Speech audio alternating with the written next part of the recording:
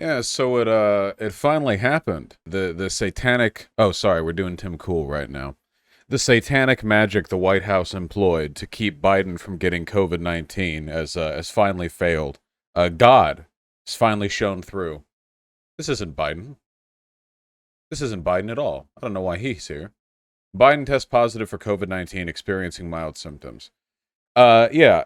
So when when Trump got COVID-19, it was hysterical because it was like at the apex of the COVID denialism on the right, and he was so instrumental in hamstringing our ability to meaningfully deal with and set an appropriate like cultural tone for dealing with a pandemic from the onset.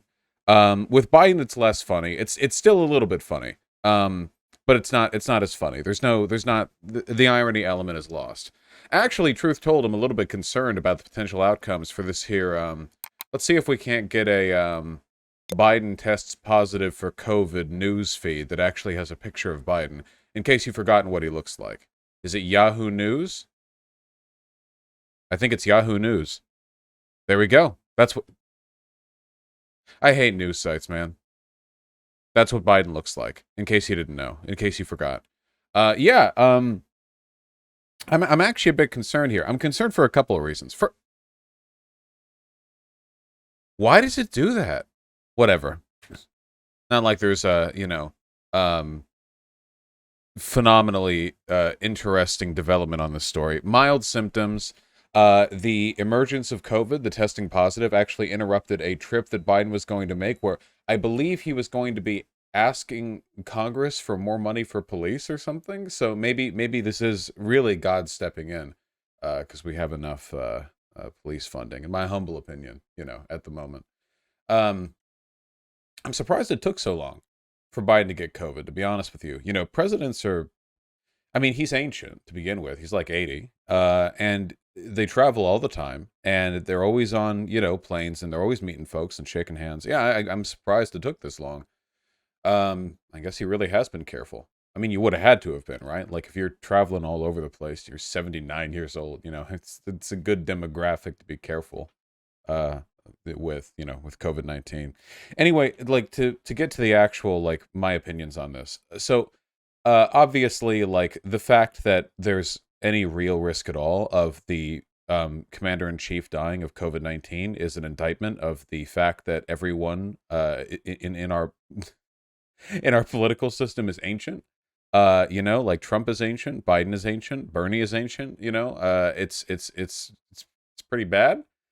I think it's good when political leaders are strong and can withstand things. In my personal, I don't think we should be worrying about the health of our leaders, as to the extent that such a thing is possible to avoid.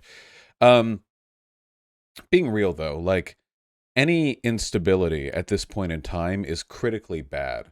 You know, Liberals are already doing just about nothing with regards to the Republicans' ongoing efforts to set up their next coup attempt.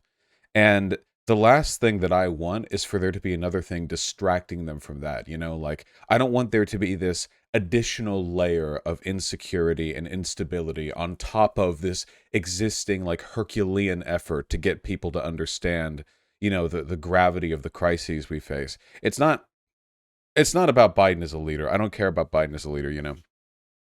It's about that we have a leader at all, that there's any confidence that we'll continue to have a leader tomorrow. Like these things are really important for um as like a prerequisite for any kind of political stability, for being able to focus on a national conversation.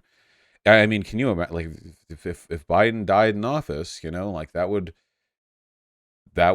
cause months of, even though we have a succession process, that would cause months and months of discourse and arguing and conflict and contention and reshuffled priorities. And this isn't a time for us to be dealing with that, especially since we're coming up on the primaries here. Morvey Harper is going to be, ruled on by the Supreme Court sometime within the next year. We've got primaries coming up. It's about 3.5 months until those are or sorry, not primaries, the midterms.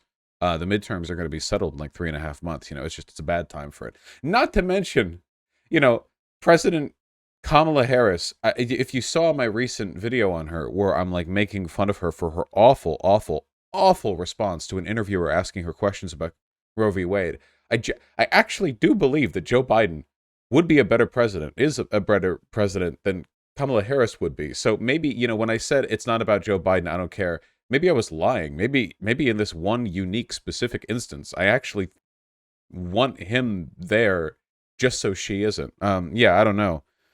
Man. Whoo, cool times, huh?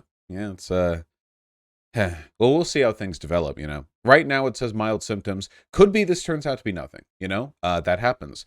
Sometimes mild symptoms escalate to major symptoms, and then people die, Joe Biden's super, super, super old, and being the president is a stressful job, which already taxes your body's healing faculties. We'll see if that turns into anything. Kind of hard to say. You know, on the plus side, they do have the devil's medicine up there in the White House. If anyone can be kept alive through COVID-19, it would be a president. They've got all the secret shit they don't let you and I get. With all the adrenochrome, QAnon, blah blah blah, that they're totally stockpiling. Well, good luck to Dark Brandon. May his reign continue.